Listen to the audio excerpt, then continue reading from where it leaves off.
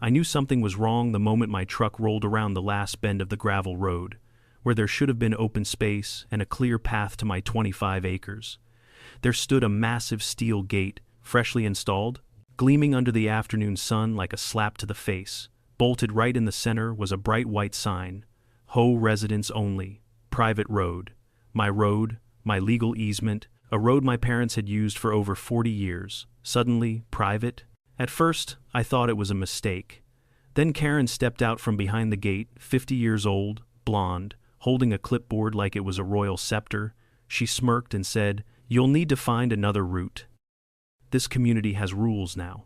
That was the moment I realized the HOA had no idea what kind of disaster they had just unleashed on themselves.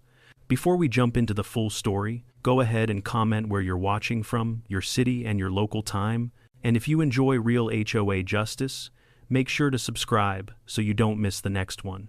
I didn't grow up with much, but I grew up with land, real land, the kind you feel under your boots, the kind you inherit not just on paper, but in your bones. My parents bought our 25-acre property back in 1978, when I was just a toddler crawling between wild blackberry bushes and stacks of lumber. My father kept for future projects that never happened. Back then, the area wasn't a neighborhood, wasn't a subdivision, and certainly wasn't a place for HOAs to sprout like invasive weeds. It was just wide open, rural country, a few scattered farms, and miles of peace. The only road to our property was a simple gravel path cutting across Old Man Fletcher's land. Fletcher was a tough, sunburned farmer with hands like sandpaper and a heart bigger than his barn. My father once tried to pay him for the right to use that road, and Fletcher waved him off like my dad had offered him a bag of moldy bread.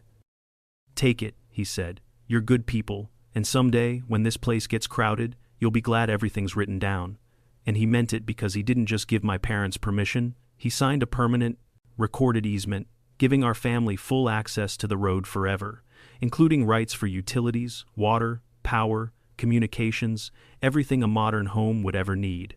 That easement was ironclad, filed, stamped, recorded, set in legal stone long before HOAs became the neighborhood tyrants they are today. For more than 40 years, life was simple. My mother maintained her garden, my father fixed tractors that didn't need fixing, and I grew up learning every trail, stream, and tree on that land until it felt like a living extension of myself. Fletcher's farm was our only neighbor. We'd help him mend fences. He'd help us bale hay. No drama, no nonsense, no petty rule-obsessed committees wielding fines like candy, just neighbors, just peace. Then life did what life does. My parents got older, time moved faster, and eventually, both of them passed, leaving the land my childhood, my sanctuary to me. Even then, things stayed quiet for a few years. The road remained as reliable as ever, winding past Fletcher's property and up to mine. No gates, no problems, no Karen. But peaceful places never stay peaceful. Someone always smells opportunity. It started with rumors, survey stakes showing up farther downhill, trucks unloading lumber, and contractors making noise about future development. I drove down there one afternoon to see what was going on, and a young guy in a hard hat told me they were building a beautiful community with modern homes, shared amenities, and a homeowners association designed for maximum harmony. Harmony? That was the first red flag. The second was when Old Man Fletcher passed away. His kids lived out of state and had no interest in farming, so they sold the entire 200-acre spread to the highest bidder, and that's when the real trouble rolled in, disguised as progress. A freshly incorporated HOA with shiny brochures, matching signs, and manicured smiles. Overnight, the quiet gravel path became a construction zone. Dump trucks rumbled through, bulldozers pushed earth like angry giants, and new houses rose out of the ground like mushrooms after rain. I tried not to worry. After all, my easement was legal, unconditional, untouchable. But trouble has a way of finding you, especially when it wears perfume, carries a clipboard, and believes rules matter more than people. The first time Karen showed up at my property, she didn't even bother to call ahead, just marched up my driveway in her perfectly ironed blazer, heels crunching gravel like she was stomping out a rebellion. She introduced herself as the HOA president, acting president, she emphasized, as if that gave her royal authority instead of a temporary title. she said. The new community was designed to be exclusive, peaceful, and controlled. She explained that the residents were concerned about unregulated vehicles using their internal roads. Unregulated? That was the word she used for me, the person who had lived there since before the HOA even existed. Then she made her offer. HOA wanted to purchase my easement for $25, and assist me in building an entirely new road on the east side of my property, which would require cutting through woods, crossing a ravine, flattening uneven terrain, and essentially carving 2 new miles of road out of pure wilderness. She smiled like she was offering me a winning lottery ticket, not a financial death sentence. I tried to stay polite. I explained the history. I explained the legality. And most importantly, I explained that my easement wasn't for sale. The smile slid off her face like wax from a candle. Her voice turned sharper. Well, our community won't appreciate cars driving through. We need order. We need consistency. If you won't work with us, things could get complicated. I looked her right in the eye and said, then maybe your HOA shouldn't have bought land with a recorded easement on it.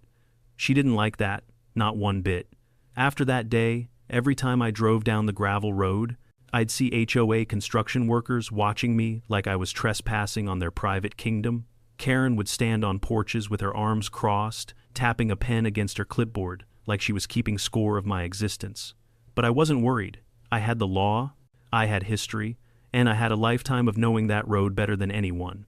Besides, what could an HOA possibly do? Plenty, apparently.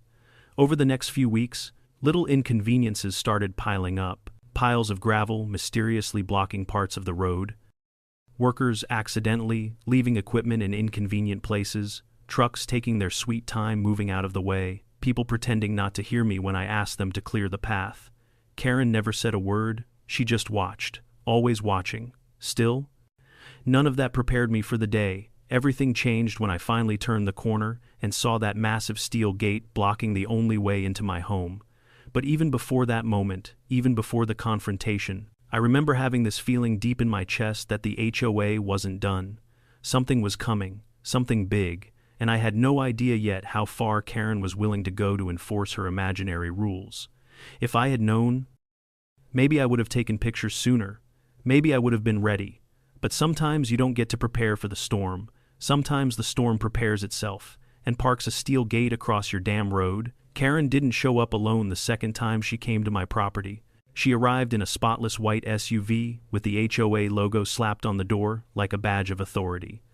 2 other HOA board members, both wearing matching polos, walked behind her, stiff as fence posts, as if they'd rehearsed the entrance. I was standing by my workshop at the time, repairing a busted hinge, when I heard the car doors slam. There's a certain kind of confidence people get when they believe a clipboard gives them power. Karen had that look, chin up, lips tight, strutting across my gravel like she owned the ground beneath her. "Good morning," she called out, her voice bright in the way a neon sign is bright, too artificial, too impossible to ignore. I wiped my hands on a rag. "Morning. What can I do for you?" "Oh, this won't take long," she said, which was immediately a lie. Karen didn't do anything quickly unless she was rushing to control someone. She flipped open her clipboard and gave me a smile that felt like a dentist showing off a drill. As I mentioned before, the HOA would like to discuss the easement situation and come to a mutual agreement. Our residents have expressed concern, considerable concern, about the increased traffic. I almost laughed. Increased traffic? I drove my truck down that road twice a day. These people had moving crews, landscapers, contractors, Amazon vans, and God knows what else driving through every hour. And somehow I was the problem. "I live here," I said. "I've lived here since before any of you arrived. My parents lived here. The easement is legal and permanent. I'm not giving it up." Her smile didn't break, but it thinned. "We're simply asking for cooperation." "Cooperation," I replied, "usually means both sides benefit. You're asking me to give up my only road. We're asking you to adapt to a growing community," she corrected, as if I were a stubborn child refusing to share toys. One of the board members, tall guy with a clipboard of his own, clearly a clipboard enthusiast, cleared his throat. "The HOA is developing plans to reduce unnecessary traffic. We can't have non-residents driving through private property. This community values peace. I value electricity. I snapped before I could stop myself. And water, and internet. Funny enough, all of those utilities run under that private property you're talking about. He blinked like I'd spoken in another language. Karen didn't blink at all. We can help you create a new access point, a beautiful new road on the east side, much more scenic, much more private. We'll even contribute $25, 000. 25,000 won't build 10 feet of road through that terrain, I said. You've seen the ravine. You know what this land looks like. Karen shrugged, like she couldn't be bothered with geology. Then you can cover the rest. There it was, the truth behind the polite tone. They wanted me out of their way, literally and figuratively. They didn't care about cooperation. They cared about control. When I didn't answer, she snapped her clipboard shut, sharp enough to startle a bird out of a tree. We're trying to avoid conflict, but the HOA makes decisions based on the best interest of the community. I hope you'll reconsider our offer. I won't, I said. She stared me down, her eyes cold and unblinking. Then she turned on her heel and strode back to her SUV, her board members scuttling behind her like anxious ducks. The moment the engine started, I knew she wasn't finished with me. Over the next few weeks, tensions simmered like a pot left too long on a stove. Construction traffic intensified. Trucks blocked the easement road for longer periods. Workers moved slower whenever I approached, almost daring me to complain. I'd catch glimpses of Karen standing on her porch with binoculars, or peeking out from behind her blinds like some sort of self-appointed watch commander. Then the letters began. Each envelope was the same, white, stiff, stamped with the HOA logo like a warning label.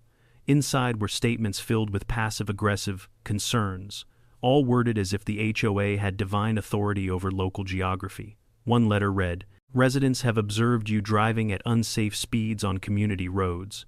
Another, "Your presence on private HOA-managed streets has caused discomfort among homeowners. My presence, on a road that legally belonged to me before their homes even existed?" I tossed every letter into the same drawer. I called it my Karen pile. Still, I kept my cool. No yelling, no threats, no drama. But Karen mistook calm for weakness, and that was her biggest mistake. One afternoon, as I was coming down the road toward my property, I noticed something strange, construction flags marking new trenches. I stopped my truck, got out, and followed the flags. They ran along the easement, deeper than before, wider, too. A group of workers was lowering a massive new water line into the ground. I approached the foreman. "What's this?" I asked. "Oh, HOA expansion," he said casually. "They're upgrading the utilities to handle all the new homes." "Along this easement?" "Yep, right under it. Already paid for by HOA money, without consulting me, without asking permission, without acknowledging that these utility lines existed only because the easement allowed them." My annoyance sharpened into suspicion. If Karen was willing to build new infrastructure on my easement, what else was she planning? I didn't have to wait long to find out. One morning, while checking fences along the northern tree line, I heard drilling. Not normal construction drilling, metal on metal drilling, the kind you hear at auto shops or welding stations. I followed the noise until I reached the very start of the easement road, the entrance closest to the new HOA subdivision. And that's when I saw it. A crew of workers, all wearing HOA vests, installing steel posts, big heavy ones, reinforced. Designed to hold weight, a stack of metal panels lay nearby, the kind typically used for heavy-duty security gates. I stepped forward. "Excuse me, what is this?" The workers froze. The foreman stepped up, installing a new community gate. "On this road?" "Yes, sir, HOA orders." I shook my head. "You can't. This road is—" Before I could finish, I heard the crunch of tires behind me. Karen's SUV rolled up. Of course, she got out, wearing sunglasses and an expression of smug satisfaction. "Beautiful, isn't it? We wanted something elegant, something secure. You can't put a gate here," I said, keeping my voice even. "This is my easement. It's an HOA road," she corrected. "We're simply exercising our right to control traffic. It's for the safety of our residents. You're blocking my only way home." "You'll find another," she said with a shrug. "It's a big property. Lots of potential access points. That's not how this works." But she wasn't listening. She never listened. The foreman glanced at her, got a small nod, and signaled the crew to continue installing the gate. I felt heat rising in my chest. the kind that comes when someone openly dares you to stop them. But I didn't shout, I didn't push, I didn't swing. I pulled out my phone, I took photos, I took videos, every screw, every bolt, every panel. Karen laughed softly. Go ahead and document it. HOA rules are very clear. She had no idea, no clue, not the faintest understanding of the legal disaster she had just created. But I did, and I knew the storm was coming. The morning after the workers installed the steel posts, I drove up the road expecting another confrontation. Instead, what greeted me was worse. The gate was finished, solid, heavy, locked with a brand new keypad system. A shiny black box blinked on the side, waiting for access codes I clearly didn't have.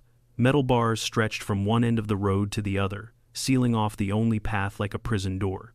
A laminated HOA notice hung from the center: community access restricted, HOA residents and approved vehicles only. Approved vehicles. My own truck wasn't approved to reach my own home. I stepped out and tested the gate, shaking it hard. It didn't budge. This wasn't some flimsy decorative HOA gate. They had installed a legitimate fortification. Thick steel, cemented posts, industrial hinges. They meant business. I immediately called Karen. Straight to voicemail. I tried again. Voicemail. By the fourth call, I wasn't even expecting an answer anymore. I drove around to the temporary construction entrance. Tried there, blocked. Another locked barrier, smaller, but still locked. I got out of my truck, stared at the gate, and felt something sharp twist inside my chest. It wasn't anger yet. It was disbelief, shock, that someone could be bold or stupid enough to seal a man off from his own property like he was trespassing on his own life. Eventually, I parked on the shoulder of the highway, grabbed my backpack, and started walking. 2 miles through the woods, over brush, under leaning trees, across uneven slopes, a trek nobody should have to take just to get home. I reached the house covered in sweat and scratches, exhausted, furious, and that's when I realized something. If I didn't fight this immediately, Karen would think she'd won. That afternoon, I called my attorney, Sarah Chen. If Karen was a steel gate, Sarah was a battering ram, sharp, relentless, and impossible to ignore. Sarah listened quietly as I explained everything.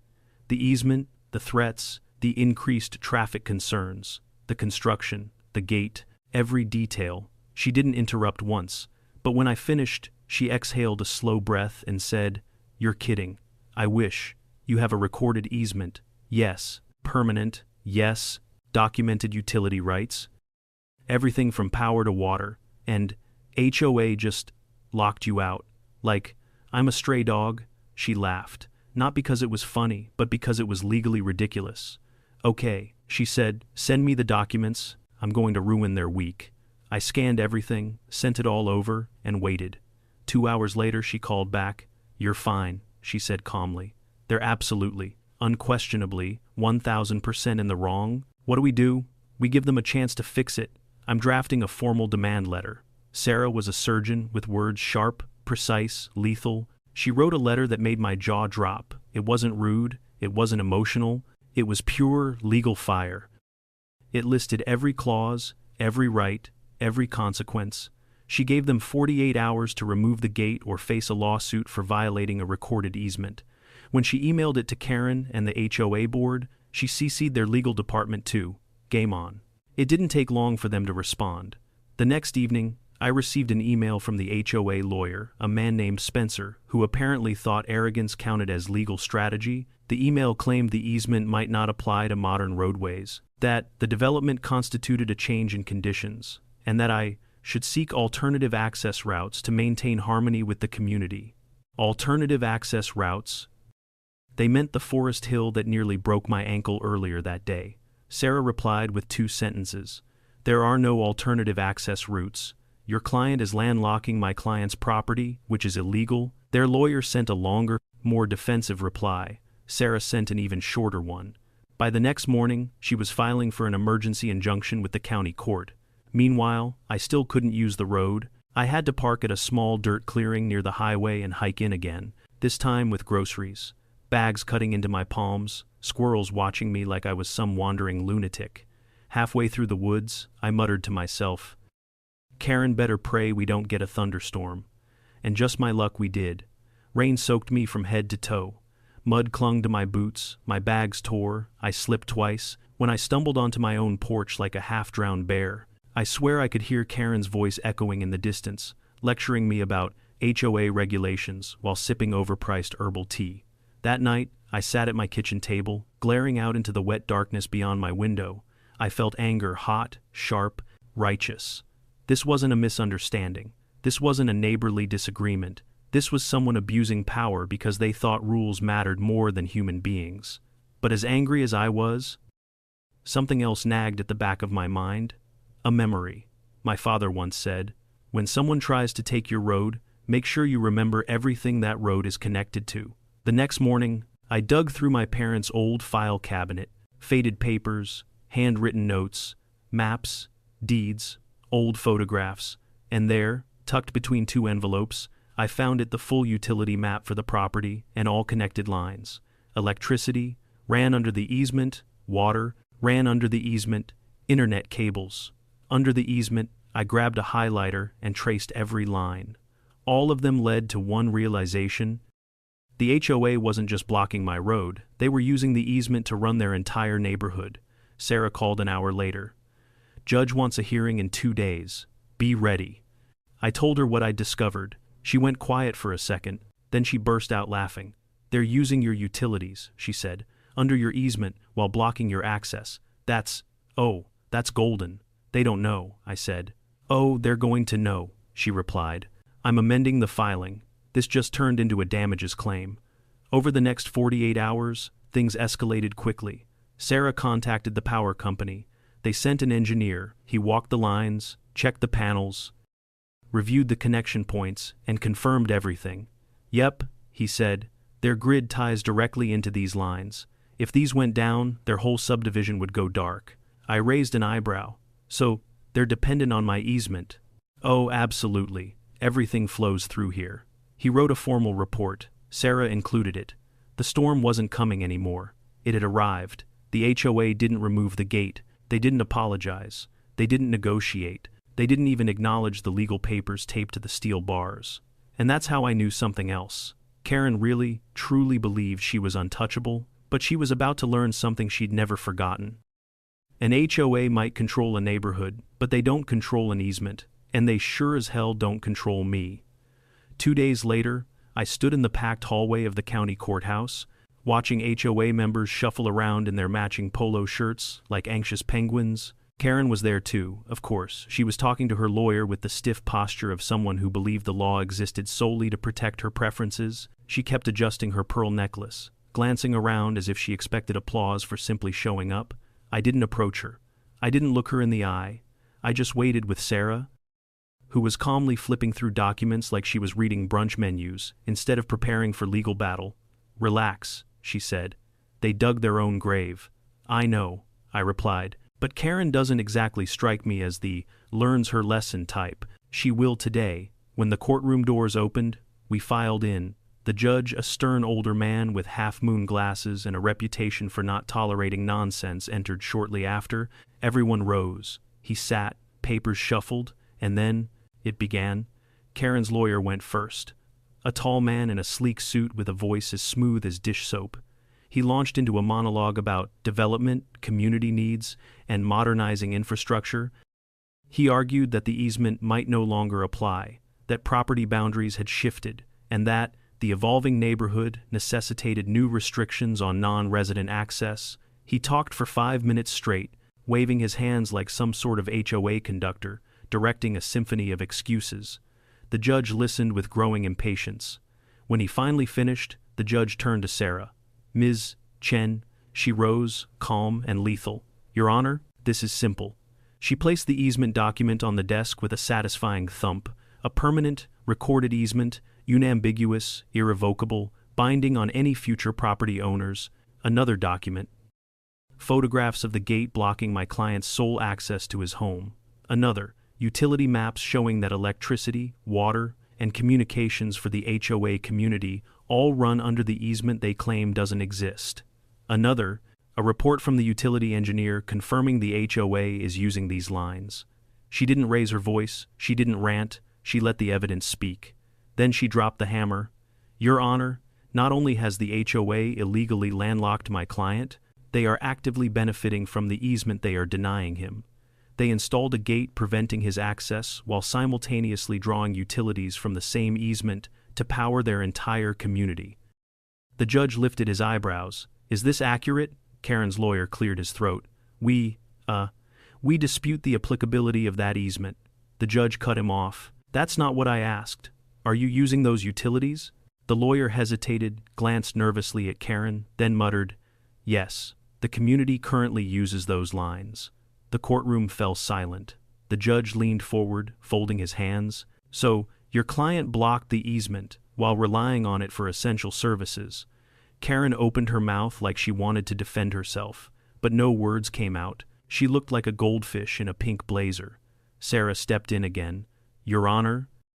My client hiked through the woods for 2 miles in a thunderstorm because the HOA installed a steel barrier on his legal access. They ignored a demand letter.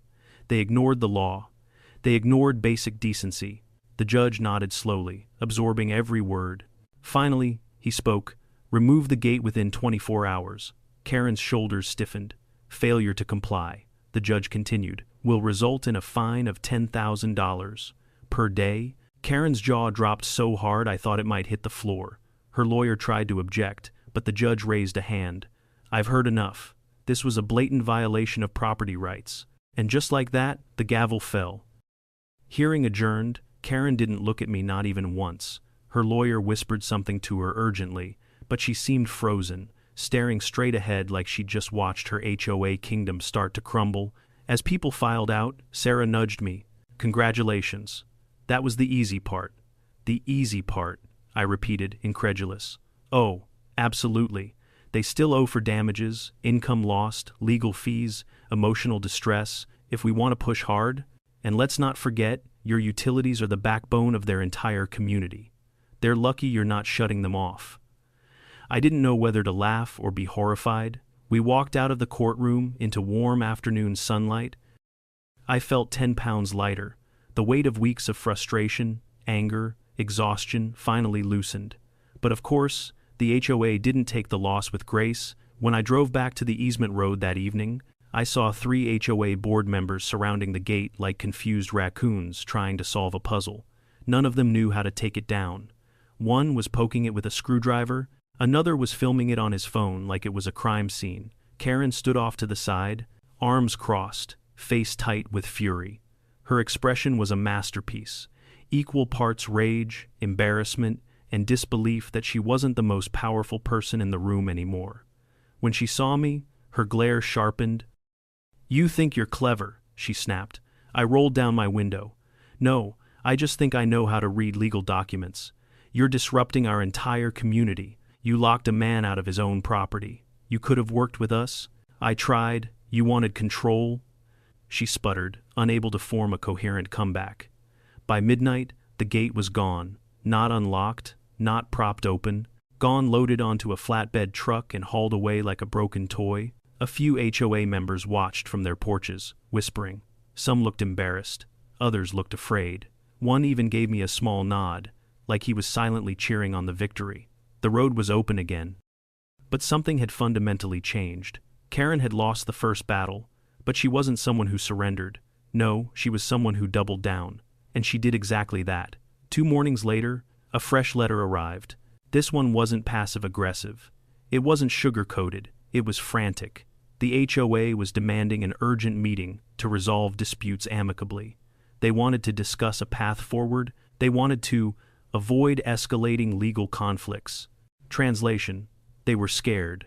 That afternoon, Sarah called. They contacted me too. They want to negotiate. I'm not interested, I said. They crossed a line. You should come to the meeting, she advised. Not to agree, to listen. So I did. We met at their community clubhouse, a shiny new building with oversized windows and a ridiculous chandelier. Karen sat at the center of a long table, hands clasped like she expected us to pray. She started talking about community cohesion and collective harmony, and how the HOA wanted to find mutually beneficial solutions. When she finished, I leaned forward and said, "There's no solution except following the law." Karen's smile flickered. "Surely we can find no, but, no, Sarah slid a document across the table. "We've filed for damages." Karen paled. The board members looked like someone had told them their property values dropped 90%. And that was only the beginning. For the first time since the HOA formed, Karen didn't have control. And that scared her more than anything. I thought the meeting would calm things down, maybe even push the HOA to back off. But Karen wasn't wired that way. Some people learn from mistakes, others burn from them. Karen belonged to the second category, angrier, pettier, and more determined to win. Even when she was standing on ground that wasn't hers, within a week of the court order, I noticed HOA members walking around the easement road with clipboards, measuring tape, and worried expressions. They huddled in small groups, whispering frantically. Every time they saw me pass by, they'd fall silent and scatter like pigeons spooked by a truck. Then came the new construction. Not a gate this time, something subtler, but still illegal. One morning, I spotted two men digging near the utility boxes right on the easement corridor. I walked up and asked what they were doing. The older one, a grizzled man in a neon vest, pointed at a blueprint. HOA sent us to install a secondary shutoff valve. Says it'll help regulate water pressure for the community. For the community? I repeated, meaning the HOA subdivision, the one using my utility easement. That's what they said. And they told you to install a shutoff valve on my easement without permission. The man blinked, wasn't aware we needed permission.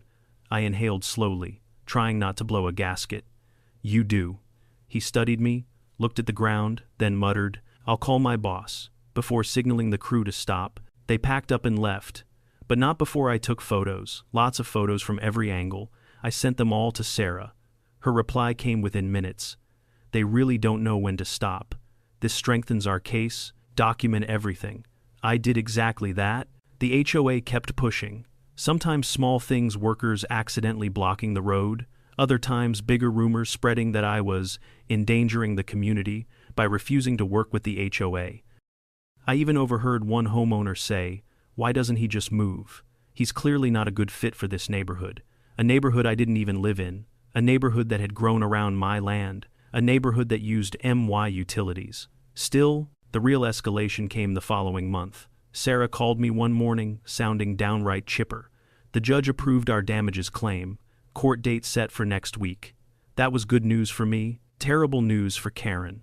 When word got out, the HOA leadership spiraled into full-blown crisis mode. Emergency meetings, mass emails, community alerts. A few residents even approached me quietly and apologized for the board's behavior. One guy told me, "Look, man, Karen thinks she's a sheriff, but she doesn't represent all of us." I thanked him, but, honestly, the apology didn't fix much. The day of the damages hearing arrived. The courthouse parking lot was nearly full. Apparently, HOA drama was the small-town equivalent of a blockbuster premiere. People filed into the courtroom, whispering like they were about to watch a season finale. Karen entered wearing her brightest pink blazer. Her expression was a tight, forced smile, stretched across a face that had clearly forgotten how to relax. Her lawyer looked equally strained, clutching a stack of folders like they were flotation devices on a sinking ship. Sarah, on the other hand, walked in like she owned the building, calm, steady, confident. She gave me a nod, ready, as I'll ever be. When the hearing began, Karen's lawyer tried a new strategy: sympathy. He talked about financial strain, miscommunication, and honest mistakes. He insisted the gate wasn't meant to restrict essential access, but simply to ensure security for residents. It was such a ridiculous argument that even some HOA members shook their heads. Sarah waited patiently for them to finish. Then she presented everything: my photos, the videos, the utility reports, the email threads, the timeline, the court order they ignored, and most importantly, the financial damages.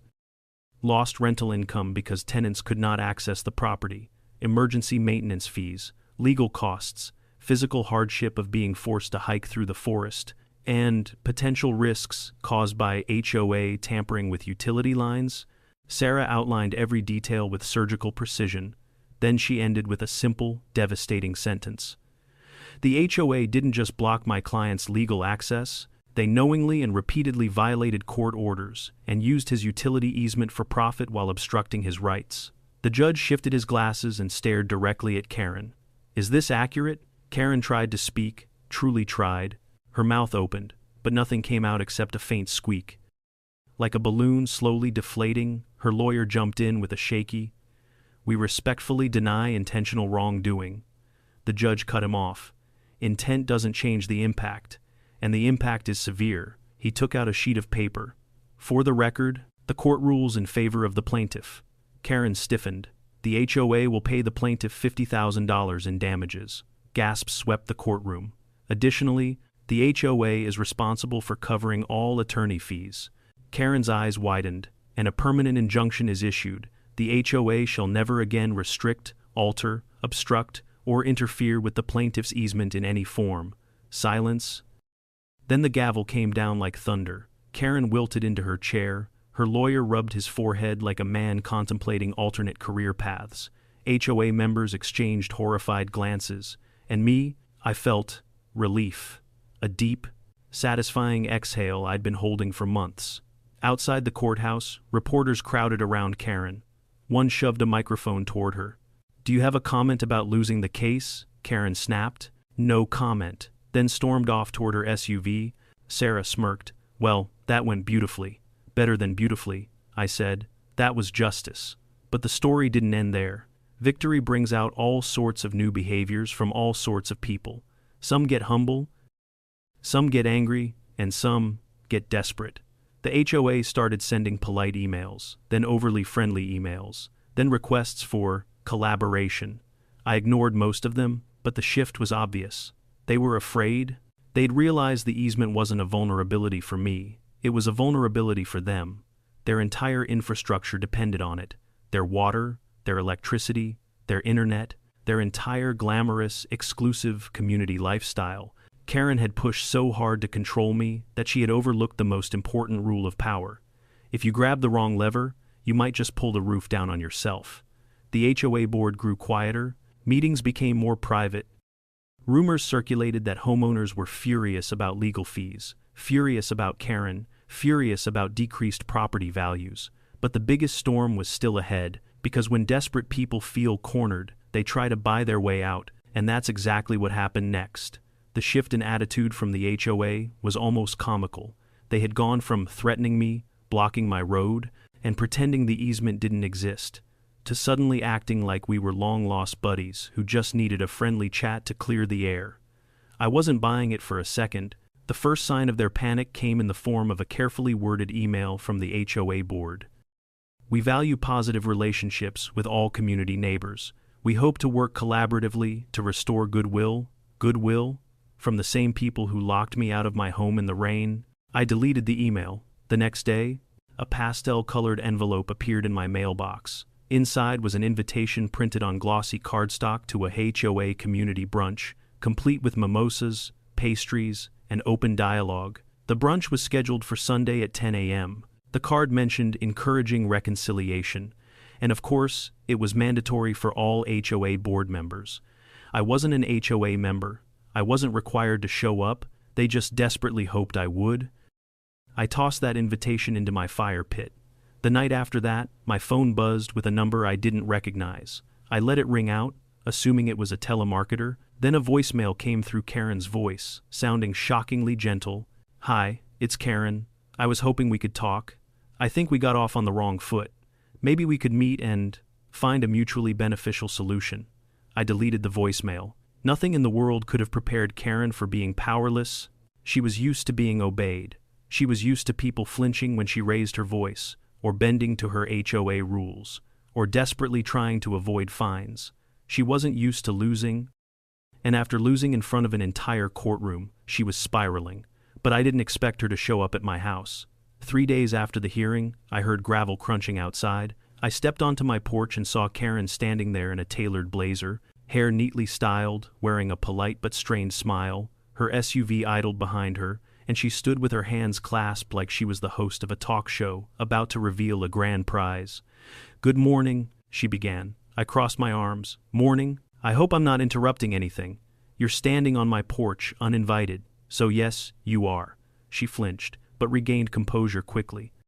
She was trying so hard to play nice, it almost looked painful.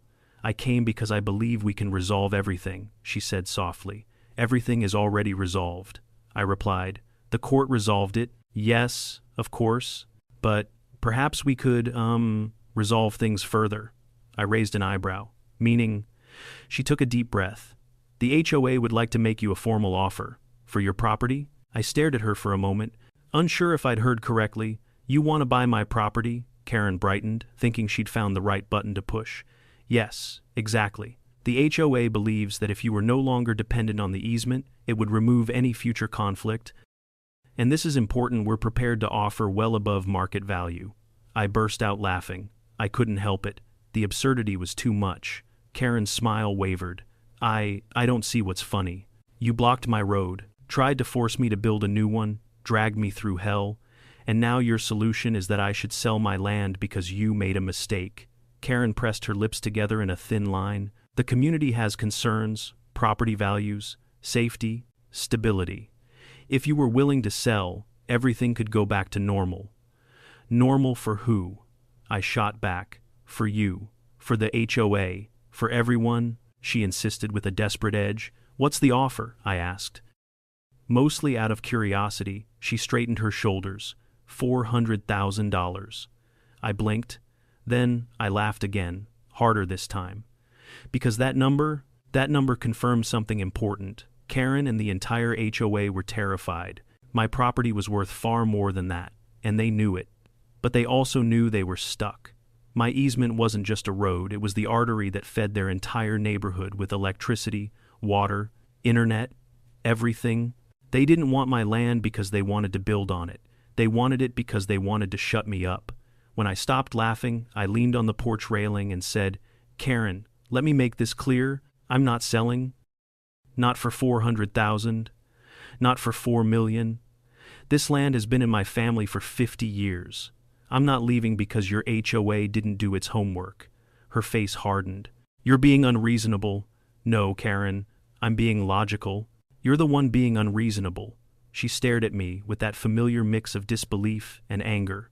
For the first time since I'd met her, I saw something else behind her eyes. Fear. Real fear. The fear of losing control. We can't continue like this, she hissed. I agree. So, how about you follow the law? The HOA has rights too. Not over me. She clenched her fists, fighting the urge to explode the way she wanted to. But she knew she couldn't. Not now, not after losing in court, not after failing so publicly. She inhaled deeply, exhaled shakily. Fine. But don't blame me if the community views you as the source of conflict.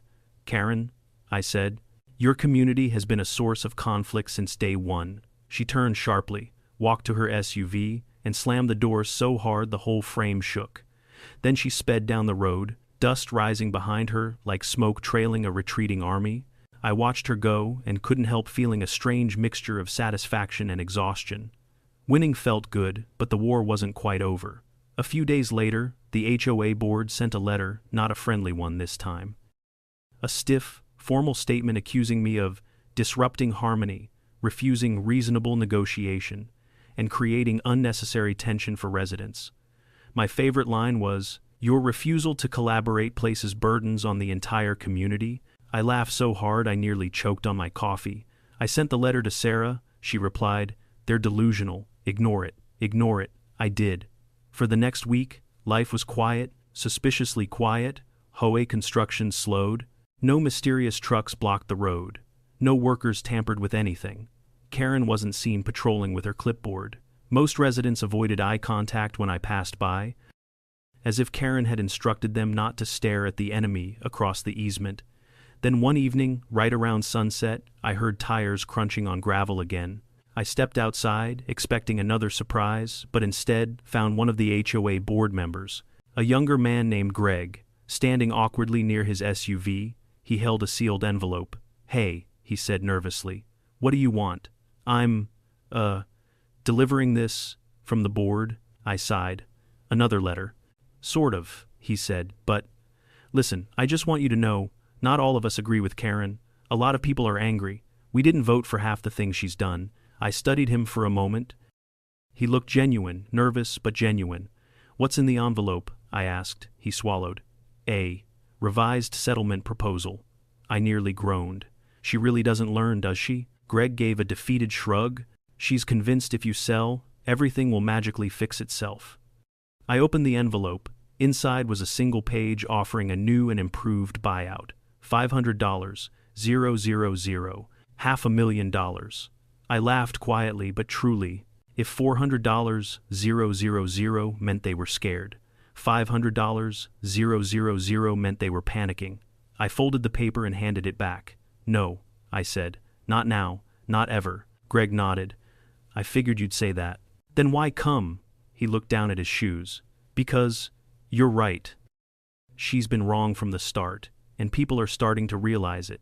I watched him drive away, the last sliver of daylight fading behind the trees. For the first time, I felt something shift not in me, but in the HOA itself. Cracks were forming, Karen's grip was loosening, the community she controlled was turning on her, and I hadn't even lifted a finger. The funniest part, the easement, the very thing she hated, was the reason she couldn't win. It was the one thing she would never be able to remove, reroute, rewrite, or reshape. The HOA wanted peace, I wanted respect, and Karen wanted control. Only one of us had the law behind them, and she was about to learn that some battles can't be won with clipboards and threats. Some battles are won by simply standing your ground, and mine was 25 acres of it. The week after Greg delivered that pathetic $500, 000 buyout offer, I expected Karen to retreat, lick her wounds, and maybe, just maybe, let the embarrassment sink in long enough for her to back off. But I underestimated her capacity for denial. Karen's pride wasn't just a personality trait, it was a disease. And losing to me, a man she considered, outside her community, was apparently the worst infection she'd ever suffered. But despite her bruised ego, the HOA seemed quieter than usual. No new letters, no construction flags appearing mysteriously, no workers tampering with utility boxes, and Karen, she vanished from sight. I didn't see her hovering on porches with binoculars, or patrolling the subdivision in her SUV like an over-caffeinated security guard. The silence was suspicious, but welcome. For the first time in months, I sat on my porch one evening with a cold beer and actually felt free. Then, as the sun dipped low, a thought hit me. Maybe this was over. Maybe the HOA board had finally forced Karen to stand down. Maybe they'd realized the obvious. Keep pushing, keep losing. But optimism and HOA rarely go hand in hand. 2 days later, I received a certified letter from the county recorder's office. I signed for it, stepped inside, and opened it carefully. Inside was a copy of a document the HOA had recently attempted to file. My stomach tightened. It was an official request to amend property boundaries around the easement area. In simpler terms, they were trying to redraw the map. Karen wasn't trying to buy my land anymore, she was trying to legally suffocate it. I marched straight to my truck, drove to the county office, and demanded an explanation. The clerk, a tired woman with glasses hanging from a beaded chain, looked up the file. "This was submitted by your neighboring HOA," she said, adjusting her glasses. "But we put it on hold because it conflicts with an existing invariant easement." "Invariant," I repeated, "meaning permanent, meaning unchangeable," she confirmed. "Your easement predates all surrounding developments. They have no authority to alter any boundary affecting it." I'm guessing they didn't know that. Oh, they knew. Karen just thought rules bent for her. I walked out of the office with a copy of the stopped request and immediately forwarded it to Sarah. Her response came in seconds. "They're digging their own grave. I'll take it from here." By now, even homeowners inside the HOA were fed up. Word had spread about the lawsuit, the damages, the injunction, the legal fees, the embarrassing courtroom loss. Some were angry, others were ashamed. One man even approached me while I was fueling my truck at the gas station. "Listen," he said awkwardly, "I'm sorry about everything. This wasn't what we signed up for." Karen's intense. Intense, I echoed. "That's one word for it." "She's lost support," he admitted. "The last board meeting was a mess. People want her gone, and yet she's still here," I replied. "For now," he said. "But the next election is coming, an HOA election." I had to smile. If there was one thing Karen loved more than rules, it was power. And losing power, that would hurt her more deeply than any lawsuit ever could. Still, her desperation wasn't done showing. That weekend, as I drove down the easement road, I saw something that almost made me hit the brakes hard enough to leave skid marks. Karen, standing in the middle of the road, waving me down like she was directing traffic. I stopped, rolled down the window, and stayed inside the truck. "You and I need to talk," she said, breathing fast like she'd sprinted to intercept me. "No," I said. "We really don't." "Yes, we do," she insisted, stepping closer. "You're being impossible. I'm being lawful. You're being stubborn. I'm being a landowner whose rights you violated." She huffed and looked away for a second, then swallowed her pride, whatever small amount she had left. "Fine," she said. "I'll raise the offer, 600,000. I almost choked, not because of the money, but because she genuinely thought the solution to all this was for me to disappear. "No," I said flatly. She blinked hard. "Why not? That's more than fair. It's not about money, Karen. It never was. It's about principle. It's about family. It's about my father, my mother, and the land they left me. And it's about you thinking you can trample over people because you have a title and a clipboard." Her jaw clenched. "You're ruining everything." "No," I said. "I'm stopping you from ruining everything." She pointed a finger at me, trembling. "You think you've won. You think this is over. It is for me," I said. "But it won't be for you, not when your entire community sees who caused this mess." "Endos." Her face cracked something between rage and humiliation. Then she spun around and stormed off, nearly tripping over her own heels as she stomped away. I watched her go, feeling a strange mix of pity and satisfaction. Karen had built her kingdom on control, fear, and intimidation. And the moment someone refused to bow, her empire started to crumble. And crumble it did. The next HOA meeting became the stuff of local legend. Residents shouted, people waved papers. Someone recorded the whole thing on their phone, and it made its way around town within hours. "Why are we paying legal fees for a road we don't own? He had the easement long before we were here. You let Karen push this too far. Why did she tamper with utilities? Why didn't anyone stop her? This board is incompetent." I wasn't there, but I heard everything through Greg later. He told me Karen tried to defend herself, but no one was buying the excuses anymore. Homeowners wanted a leader, not a tyrant who dragged the entire community into debt and embarrassment. A week later, an HOA-wide announcement went out. Karen had resigned as HOA president. No explanation. No fanfare. Just resignation. I didn't celebrate. I didn't gloat. I didn't even smile. Because truthfully, the victory wasn't about watching her fall. It was about reclaiming peace. With Karen gone, the HOA extended something I never expected, a genuine apology. The new interim board reached out, not with threats, not with offers to buy my property, not with manipulations, just an apology, plain and simple. "We're sorry for everything," the email read. "We hope to rebuild trust and move forward respectfully." It wasn't perfect, but it was a start. A week after that, Sarah called me with final news from the court. The damages were officially processed. The injunction was permanently filed. The case was closed. "Congratulations," she said warmly. "You did it." "No," I said, stepping onto my porch and breathing in the quiet evening air.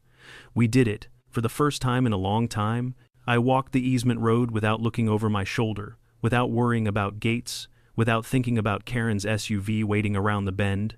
Peace, real peace, the kind I hadn't felt since before the HOA ever showed up.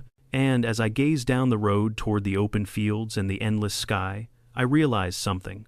Some battles you fight, some battles find you, and some battles, just like HOA, Karen, teach you exactly how far you're willing to stand your ground. In the end, standing up for my land wasn't just about a road or a gate, or even an HOA. It was about something deeper, knowing when to protect what matters. My parents left me more than property. They left me a responsibility to defend what's right, even when it's inconvenient, even when someone louder, richer, or more entitled tries to take it away. And here's the truth I learned. People like Karen don't just exist in HOAs, they show up everywhere at work, in neighborhoods, in life. People who think rules bend for them, people who mistake kindness for weakness, people who push until someone finally pushes back. But when you stand your ground, when you know the law, and when you refuse to be intimidated, you win more than a legal battle, you win your peace. So tell me, have you ever dealt with a Karen, an HOA, or someone who tried to walk all over you? Share your experience in the comments. I read every one. And if you enjoy true HOA justice stories like this, Don't forget to like the video and subscribe for more wild, unbelievable HOA drama every week.